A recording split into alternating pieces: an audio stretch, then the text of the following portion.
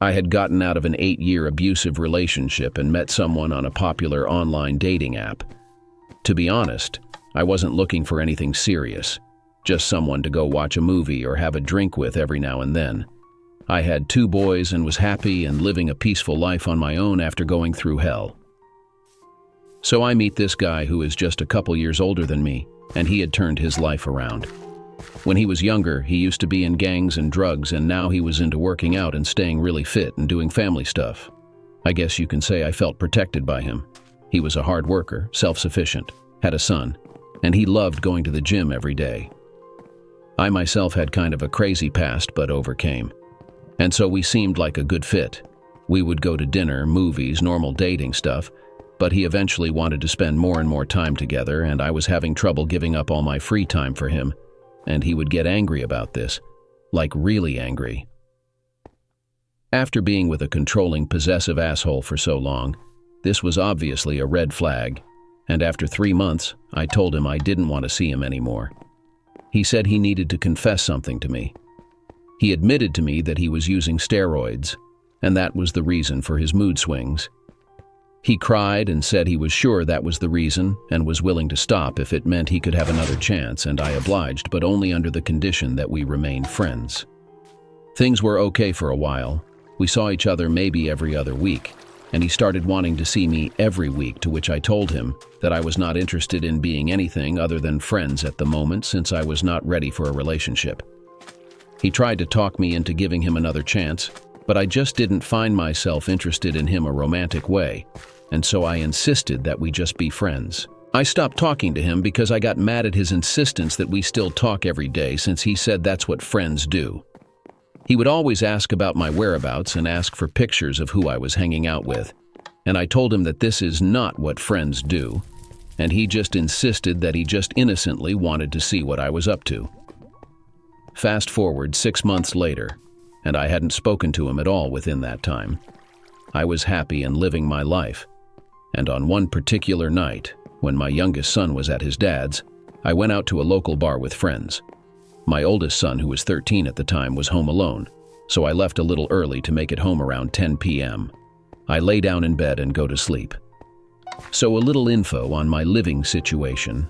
I had been living in my condo for almost a year now, and we lived in a great, safe community, and I would leave my patio sliding glass door open, screen closed, to get a breeze in at night. No biggie.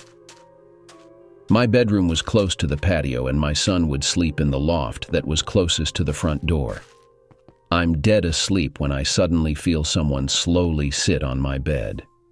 I'm laying in bed wondering why my son would come sit on my bed so slowly. He wouldn't. I turn around and it's not him. It's Mario, not his real name, laying down in bed next to me. I sit up and ask him how he got in. He's not answering me. He says, "I needed to talk to you." I said, "Okay, when you need to talk to someone, you don't sneak into someone's room, you call them, you leave a note for them. Literally anything but this." I'm thinking I'm gonna kill my kid for letting him in. He said, "I didn't have your number anymore. I needed to talk to you before it's too late." I didn't even entertain the "before it's too late" bit because I was livid, but something told me to keep my cool. I sit up and say, "Look, I really want to talk to you too, but not like this. Please just leave, and I promise we will talk tomorrow. Call me tomorrow." He gets up and walks over to my side of the bed and starts rubbing my shoulders and is slowly making his way to my neck. He says, "Do you really want to talk?" I look him in the eyes and say, "Yes. I've been wanting to talk to you, but not like this. Please call me tomorrow." He stares at me while rubbing my neck and goes down to my shoulders and says, "Okay." This motherfucker proceeds to exit through my patio door and jumps my patio wall, which tells me that is exactly how he got in. I freak the fuck out, check on my kid, he had no idea what was going on, locked all my doors, and I don't sleep the rest of the night. The next day I text him and I tell him that if I ever see him near me or in my complex, I will call the police and to never contact me again. If you're wondering why I didn't call the cops to begin with, I knew he had a gun, so I was scared of being retaliated against for being a snitch, and B, I figured if I called the cops they would probably not do much or just let him out, and I was afraid of what he would do after the fact. Either way, he left me alone and I didn't hear from him for years. 4 years later, I'm going through Facebook, and I see his face in People You May Know. I click on the picture and notice that it looks like a jail picture. You know, those pictures where the guy is clearly in a jail cell. I scroll down the page and his most recent post is him posting his address for his family members to write to. A prison address. So I Google his name, and sure enough, article after article, all with the same headline: Man arrested on suspicion of killing girlfriend. About 2 years after he and I dated, he shot and killed the girl he was dating. That could have been me. And I feel like shit thinking if there was anything I could have done to stop him. An even scarier thought is that he only got 12 years for her murder.